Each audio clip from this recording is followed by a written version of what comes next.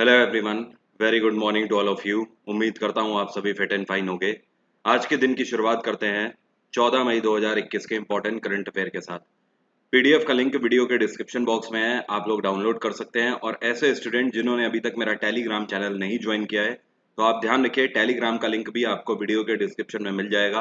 आप वहाँ से डायरेक्टली टेलीग्राम ज्वाइन कर सकते हो। ध्यान रहे, टेलीग्राम पर मेरी जितनी भी डेली की फ्री क्लासेस होती हैं उन सभी के लिंक शेयर किए जाते हैं, तो आप ये एश्योर कर लें कि आपने टेलीग्राम चैनल ज्वाइन किया है या नहीं। चलिए स्टार्ट करते हैं आज का वीडियो।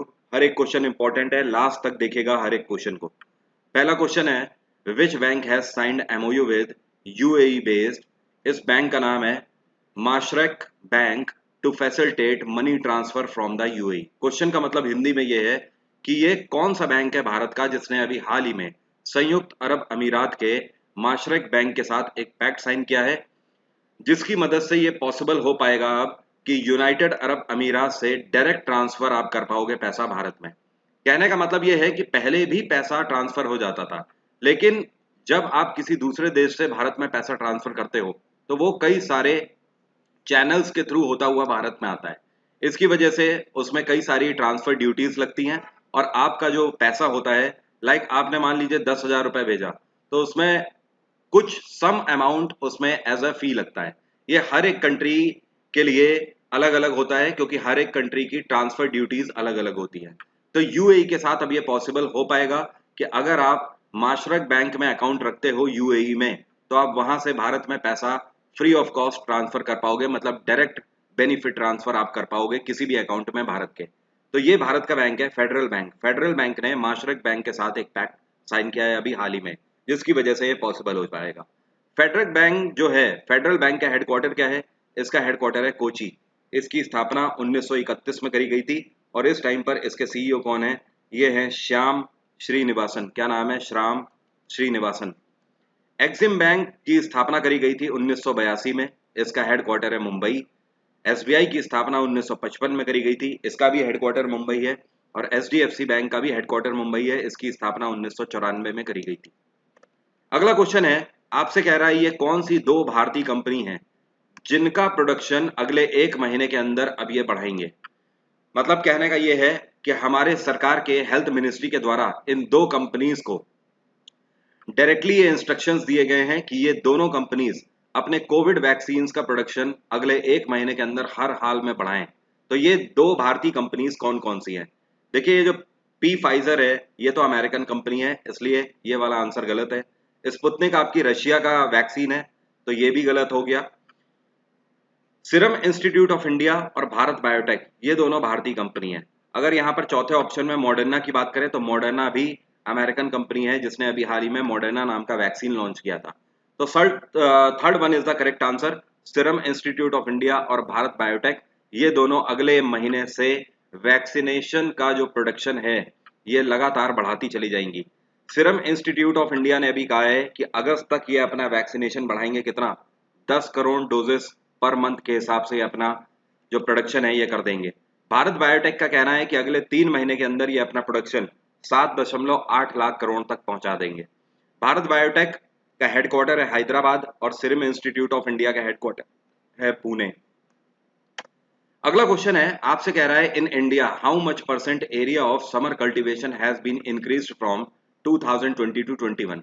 अगर आप पिछले साल से कंपेयर करो, 2020 से कंपेयर करो 2021 में, तो पूरे भारत में गर्मी के दिनों में जो फसलें उगाई जाती हैं, इन फसलों में जो एरिया है उस एरिया को कितने प्रतिशत तक रेज कर दिया गया है। मतलब कहने का 2020 में कितने प्रतिशत, कितना एरिया में समर कल्टीवेशन किया जाता था और 2021 में कितने प्रतिशत एरिया पे समर कल्टीवेशन किया जा रहा है। अगर बात करी जाए कंपैरिजन की 2020 से 21 में, तो इसमें वृद्धि देखने को मिली है। इस बार करीब करीब 20% की वृद्धि देखने को मिली है। 2020 के अगर आंकड़ों की बात करें तो पूरे भारत में 65.82 लाख हेक्टेयर जमीन पे कृषि करी गई थी। ये सारी वो कृषि है जो कि गर्मी के दिनों में उत्पादन जिनका किया जाता है। और इस बार 2021 में ये बढ़कर हो गया है 80.02 लाख हेक्टेयर। तो 65.8 लाख हेक्टेयर और इस बार हुआ है 80.02 लाख हेक्टेयर जमीन पे कृषि का उत्पादन। तो अगर कंपैरिजन में आप देखोगे तो करीब 18% होता है, लेकिन यहाँ पर आप देख सकते हो करीब करीब की बात हो रही है, तो अराउंड 20% एरिया रेज हुआ है इस बार पिछले साल से अगर कंपैरिजन किया जाए। तो ये एक गुड साइन है। जाहिर सी बात है कोविड पैंडेमिक भले ही है, लेकिन उसके दौरान भी ये एक बहुत बड़ा गुड साइन है कि पिछले साल के मुकाबले इस साल ज्यादा जमीन पर कृषि का उत्पादन किया जा रहा है। इससे क्या होगा, किसानों की इनकम भी डबल होने में मदद होगी। ध्यान रखिए भारत सरकार का टारगेट है कि 2022 तक किसानों की इनकम को डबल किया जाना है, उसमें ये सीधा सीधा बेनिफिट करेगा। अगला क्वेश्चन है, ये कौन सी राज्य सरकार है जिसने अभी हाल ही में सब्सिडी अनाउंस करी है कि अगर आप एम्बुलेंस खरीदते हो तो एम्बुलेंस की परचेजिंग पर आपको सब्सिडी मिलेगी। ये है बिहार में नीतीश कुमार की सरकार। वैसे अगर देखा जाए तो ये सब्सिडी एम्बुलेंस के लिए बहुत बड़ी चीज नहीं है, ये एक नाम मात्र का इसका बेनिफिट मिलने वाला है। अगर देखा जाए किसी भी मिडिल क्लास फैमिली को तो उसको कोई भी फायदा इसका नहीं मिलने वाला है। पूरा आप इसका महत्व समझ लो है क्या। बिहार में नीतीश कुमार की सरकार के द्वारा ये जो सब्सिडी का अनाउंस किया गया है, इसके पीछे का मेन मोटो है कोविड पैंडेमिक में आप लोग देख रहे हो लगातार एम्बुलेंस की शॉर्टेज हो रही है, और जहां पर एम्बुलेंस जा भी रही है तो वो इतने ज्यादा दामों पर जा रही है, इतना पैसा वो ले रही है कि अगर लोअर मिडिल क्लास की बात करें तो वो खर्चे वहन ही नहीं कर पा रहा है। तो इस वजह से बिहार की नीतीश कुमार की सरकार के द्वारा यह अनाउंस किया गया है कि अब से जो लोग भी एम्बुलेंस खरीदना चाहते हैं, आप अगर एम्बुलेंस खरीदते हो तो उसमें आपको सरकार की तरफ से सब्सिडी मिलेगी। अल्टीमेटली कहने का मतलब यह है कि अगर आप एम्बुलेंस खरीदते हो और आप बिहार से बिलोंग करते हो तो आपको इस टाइम पर छूट मिलेगी, आपको कुछ प्रतिशत कम पे एम्बुलेंस खरीदने को मिल जाएगी। करीब करीब अंदाजा यह है कि 5 से 10% कम में आपको एम्बुलेंस खरीदने को मिल जाएगी। तो अगर आप एज एन एसेट के तौर पर एम्बुलेंस को खरीद के सरकारी कार्य में उसको चलवाना चाहते हो और आप बिहार से बिलोंग करते हो तो आप एम्बुलेंस खरीद सकते हो, सरकार के द्वारा आपको सब्सिडी मिल जाएगी। लेकिन यहाँ पर एक बात कही गई है, बिहार सरकार का कहना है कि हमें 1068 एम्बुलेंस की जरूरत है। तो पहले 1068 लोग जो होंगे जो कि एम्बुलेंस खरीदेंगे उन्हीं को छूट मिलेगी, उसके बाद छूट नहीं मिलेगी। तभी मैंने आपको पहले ही बोला इसका कुछ खास महत्व तो नहीं होने वाला है। आगे इसका कुछ खास जो प्रॉफिट है या बेनिफिट है वो मिडिल क्लास या लोअर क्लास को नहीं मिलने वाला है। बिहार में नीतीश कुमार की सरकार है, यहाँ पे गवर्नर है फागू चौहान। महाराष्ट्र में उद्धव ठाकरे की सरकार है, गवर्नर है यहाँ पर भगत सिंह कोश्यारी। हरियाणा में खट्टर सरकार है और गवर्नर है यहाँ पर सत्यदेव नारायण आर्य। उड़ीसा में नवीन पटनायक की सरकार है और गवर्नर है गणेशी लाल।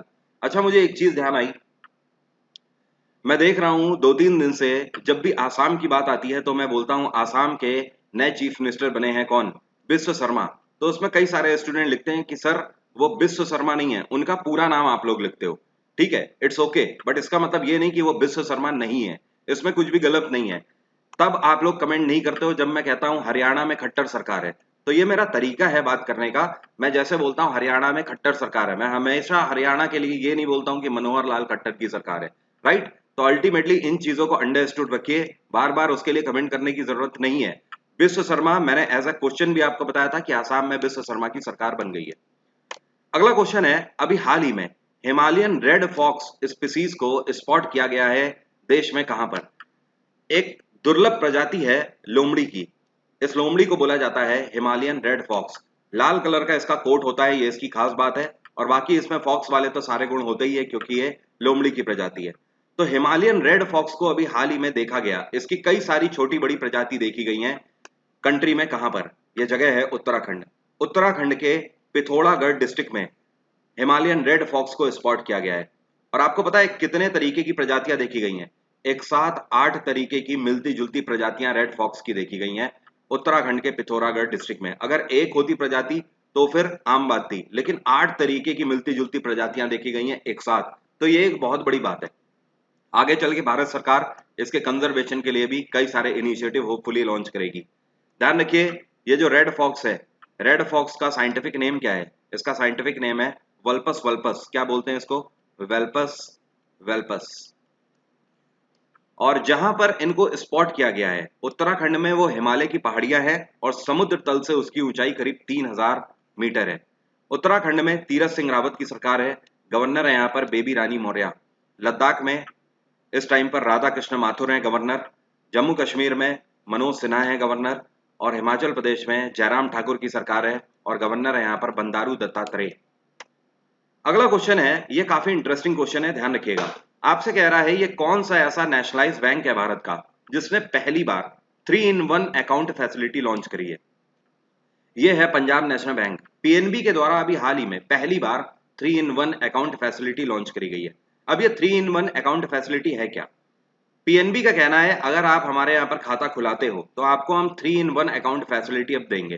मतलब कहने का एक ऐसा अकाउंट आपका खोलेंगे जहां पर आपको सेविंग अकाउंट की भी फैसिलिटी मिलेगी, ट्रेडिंग अकाउंट की भी फैसिलिटी मिलेगी और डीमैट अकाउंट की भी फैसिलिटी मिलेगी।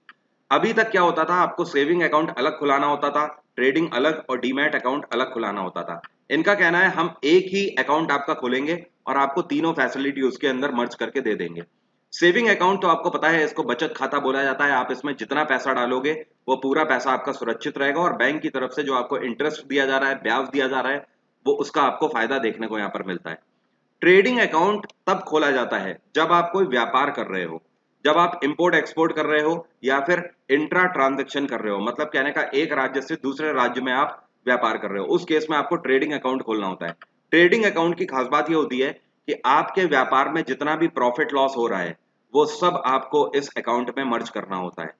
जब आपको प्रॉफिट होता है तो जाहिर सी बात है बैंक को भी प्रॉफिट होता है। आपके ट्रेडिंग अकाउंट में अगर आपको प्रॉफिट हो रहा है तो बैंक की तरफ से, क्योंकि आप बैंक को फायदा दे रहे हो, तो बैंक आपको बदले में कई सारी फैसिलिटीज देती है।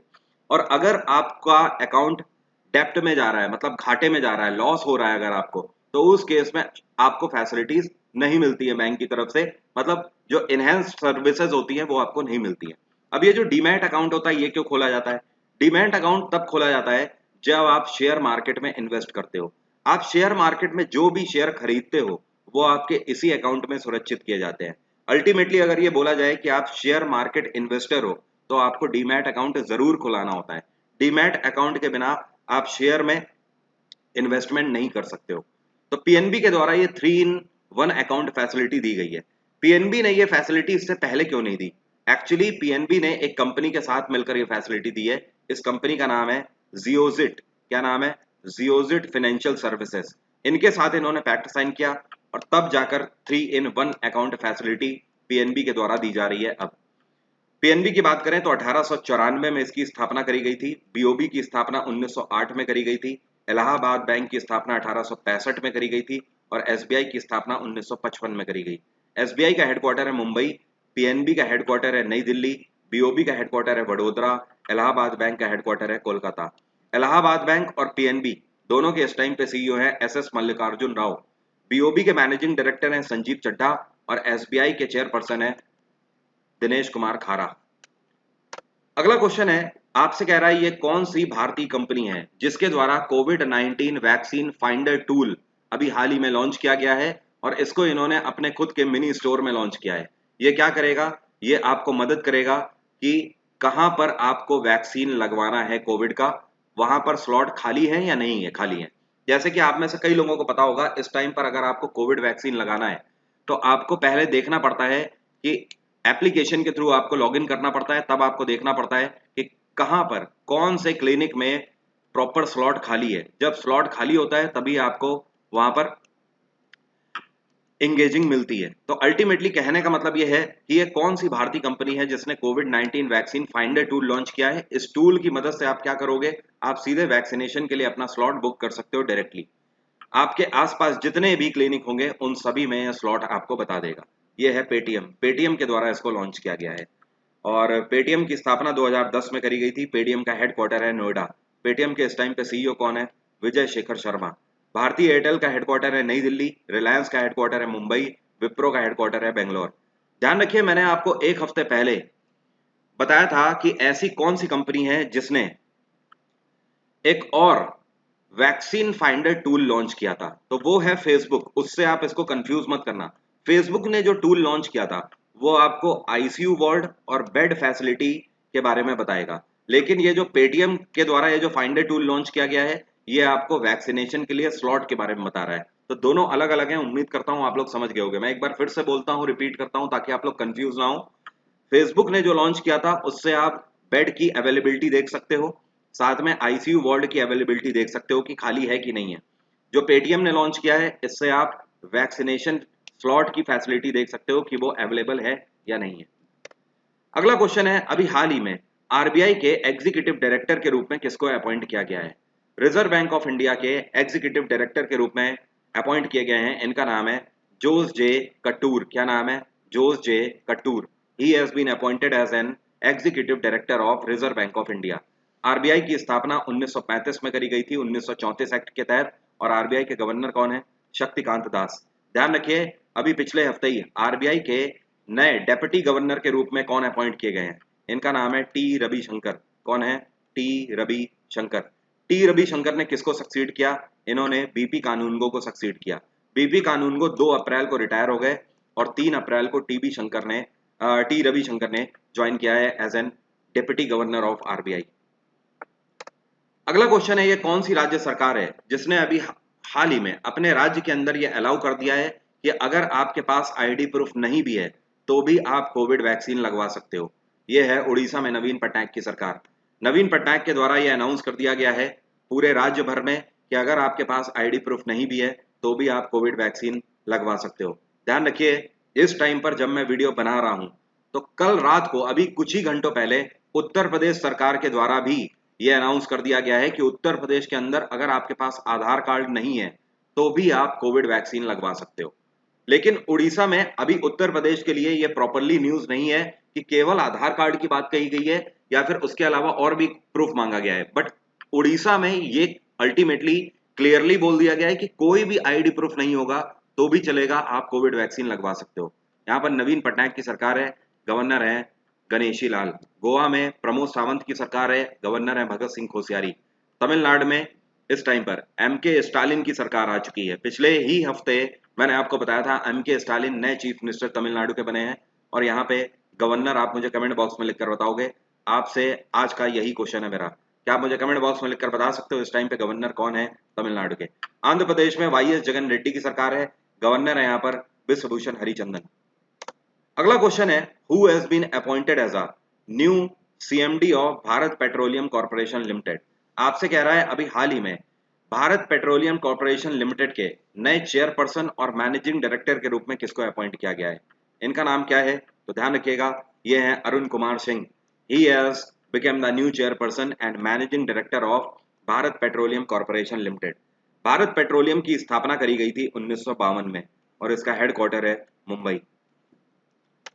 अगला क्वेश्चन आपसे पूछ रहा है, दुनिया की सबसे ऊंची चोटी माउंट एवरेस्ट, इसको अभी हाल ही में समिट किया है पाकिस्तान के सबसे कम उम्र के किसी व्यक्ति ने। इनका नाम क्या है? कहने का मतलब यह है, ये कौन है जो कि यंगेस्ट पाकिस्तानी है आज तक के जिन्होंने माउंट एवरेस्ट की पीक को समिट किया है? इनका नाम क्या है? इनका नाम है शहरोज कासिफ। क्या नाम है? शहरोज कासिफ। शहरोज कासिफ केवल 19 साल के हैं और इन्होंने माउंट एवरेस्ट की अभी हाल ही में सफलतापूर्वक चढ़ाई करी है। इसी के साथ ये पाकिस्तान के आज तक के सबसे कम उम्र के व्यक्ति हो गए हैं जिन्होंने माउंट एवरेस्ट को समिट किया है। इन्होंने कहां से समिट किया है? इन्होंने नेपाल की तरफ से समिट किया है। और ये कहां से बिलोंग करते हैं? ये पाकिस्तान में लाहौर से बिलोंग करते हैं। कहां से? लाहौर से। पाकिस्तान में इमरान खान की सरकार है, इनकी पार्टी का नाम है तहरीक ए इंसाफ। अगला क्वेश्चन है, ये कौन सी ऑर्गेनाइजेशन है जिसने अभी हाल ही में ग्रीन ऊर्जा अवार्ड 2021 का जीता है?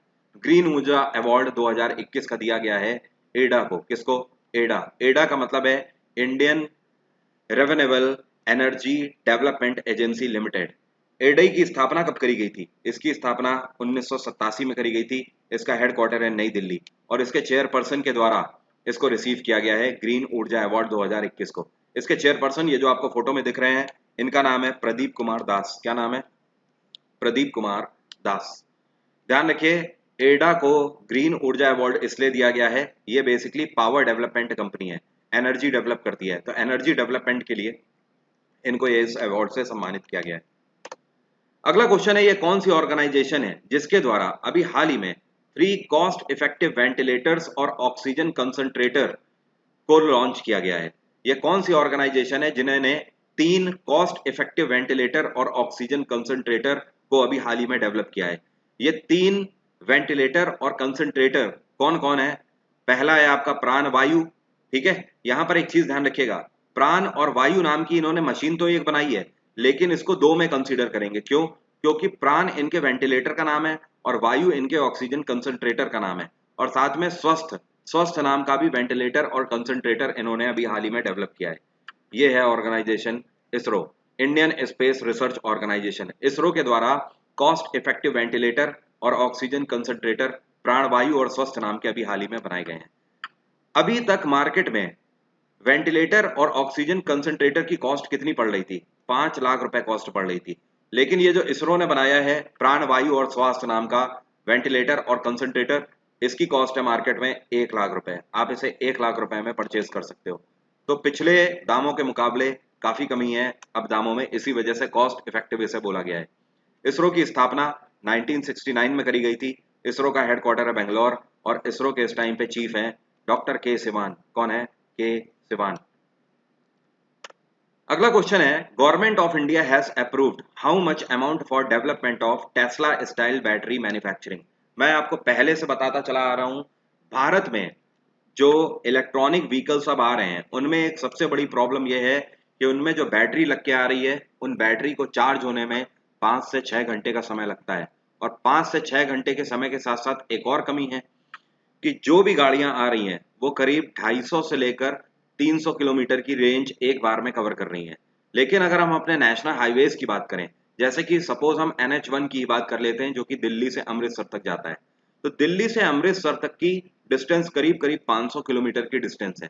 तो इसके लिए अब आप अगर इलेक्ट्रॉनिक व्हीकल ले जाना चाहते हो तो पहली चीज तो आपकी गाड़ी की बैटरी 250 या 300 किलोमीटर के बाद खत्म हो जाएगी।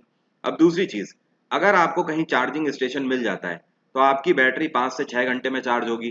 कहने का मतलब जो आपकी जर्नी 4 से 5 घंटे की थी वो तो अब आपकी 10 से 11 घंटे की हो गई ना, क्योंकि आपको बैटरी चार्ज करने में ही इतना टाइम लग जाएगा। इस वजह से ये एक सबसे बड़ी प्रॉब्लम आ रही है इलेक्ट्रॉनिक व्हीकल्स को बेचने में।